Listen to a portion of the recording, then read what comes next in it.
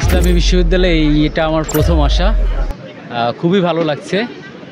বিশ্ববিদ্যালয়ের পরিবেশ খুবই ভালো, আসার খুব ইচ্ছে ছিল।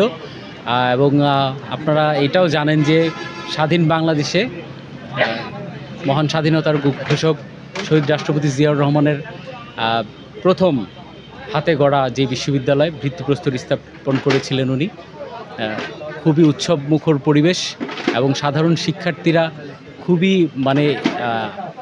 আনন্দিত হয়েই উচ্ছ্বাসিত হয়ে আমাদের কাছ থেকে এই সদস্য ফর্মগুলো নিয়েছে। এটা দেখেও প্রচণ্ড রকম ভালো লাগা কাজ করছে।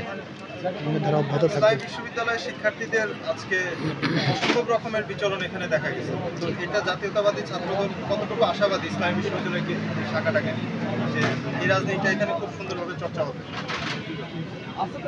আমরা একটি বিষয় আপনারা জানেন যে আমি বক্তব্যে যে এই বিষয়টা বলেছি সেটা হচ্ছে যে সারা বাংলাদেশে আমরা প্রত্যেকটি শিক্ষা প্রতিষ্ঠানেই একযোগে এই কার্যক্রম পরিচালনা করছি।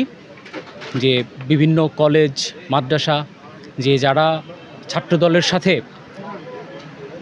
নতুন করে কাজ করতে আগ্রহী তাদের ভেতরে আমরা এই সদস্য নবায়নের জন্য সদস্য ফর্ম বিতরণী করছি। একই ধারাবাহিকতায় আমরা ইসলাম বিশ্ববিদ্যালয়ে এসেছি, বিভিন্ন বিশ্ববিদ্যালয়ে কার্যক্রম পরিচালনা করছি। এবং এই জায়গায় এসে আমি যেটা বুঝলাম যে এখানে ছাত্র সংগঠনের ভিতরে খুবই ভ্রাতৃত্বপূর্ণ একটি সম্পর্ক, তারা একযোগে একসাথে কাজ করে, এটি দেখেও আমার কাছে খুব ভালো লেগেছে। এবং ছাত্রদল আগামীতে আমরা বিভিন্ন শিক্ষা প্রতিষ্ঠানে কিন্তু ছাত্রদল বিগত 17 বছরে খুনি স্বৈরাচারী শেখ হাসিনার যেই অত্যাচার জুলুম নির্যাতনের মধ্যে দিয়ে আমরা কাজ করতে পারিনি। তো এরই ধারাবাহিকতায় আমি বলবো যে এখন ছাত্রদল যেভাবে কাজ করছে আমরা খুবই আনন্দিত এবং খুবই আশাবাদী যে ইসলামী বিশ্ববিদ্যালয়, কুষ্টিয়া ইসলাম বিশ্ববিদ্যালয় একটি শক্তিশালী ইউনিটে পরিণত হবে। এবং যারা বিগত দিনে তাদের শ্রম ঘাম ত্যাগের বিনিময়ে এই বিশ্ববিদ্যালয় ইউনিটকে টিকিয়ে রেখেছিল তাদের প্রতিও কৃতজ্ঞতা জানিয়েছি এবং তাদের নেতৃত্বেই সামনে ইসলাম বিশ্ববিদ্যালয় কুষ্টিয়া এগিয়ে যাবে। শিক্ষার্থীদের আস্থার প্রতীক হবে ছাত্রদল, বিষয়টা কেমন হবে?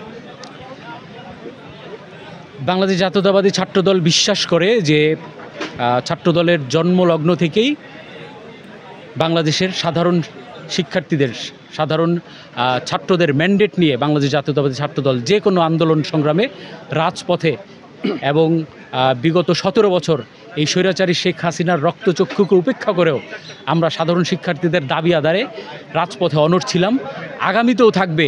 এটা সাধারণ শিক্ষার্থীরা মনে প্রাণে বিশ্বাস করে বলেই আমরা বিশ্বাস করি।